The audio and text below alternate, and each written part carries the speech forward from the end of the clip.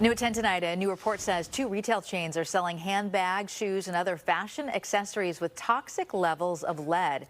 KTVU's Jana Katsuyama spoke with the Center for Environmental Health that issued this report. So, Jana, what's their warning for consumers? Well, Julie, they really wanted to raise awareness. This nonprofit, which is based in Oakland, says that they found lead in common name brands, and they found them in popular retail stores.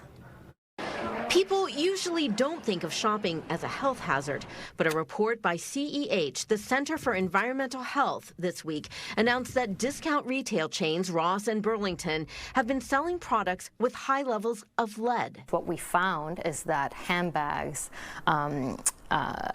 belts, wallets, shoes, whether they're leather or they're faux leather, right, disproportionately have high levels of lead. Kizzy Charles Guzman is the chief executive officer of CEH. She says in 2011, CEH won a legal settlement against hundreds of retailers, requiring them to reduce lead levels in fashion accessories.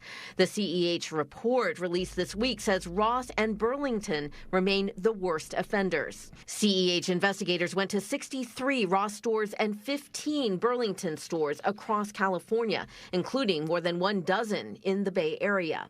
Lab tests showed hundreds of their items under a wide range of brand names had lead levels above 300 parts per million compared to the Consumer Product Safety Commission's limit of 100 parts per million for children's items. We absolutely need safer standards. We absolutely need better regulations at the federal level. Lead is a toxicant that has a tremendous impact on our body. It is especially harmful to children. If you go to any of the stores in the city, you assume that they're safe, like their products are safe to buy. I touch my handbag, the handles of my bags, and I touch my face, I touch my all kinds of stuff. By law, California employers also have an obligation to protect their workers from lead. Under Cal OSHA's regulations specifically, they have an obligation to be aware of when lead exposures are happening and then to conduct testing of their employees and their environments to make sure those lead exposures are controlled for. Robert Mutri is an attorney with the California Chamber of Commerce. He says Cal OSHA just passed new, stricter lead regulations last month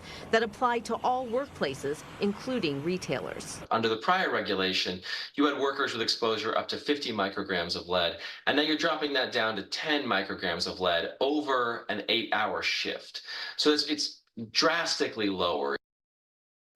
I did reach out to both Ross and Burlington, and tonight Ross sent us a statement that reads in part, "At Ross, the health and safety of our customers and associates is of utmost importance. We have policies in place that require suppliers to meet applicable product safety and labeling standards. If we learn of allegations that our products are not in compliance, we investigate and take prompt action."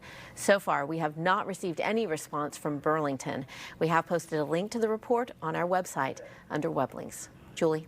Yeah, it's kind of scary when you think about it, especially if you really think about it for workers and for consumers. But really, if we look at our products, there's really no way you can look at something and tell if it has lead in it unless it's tested, right?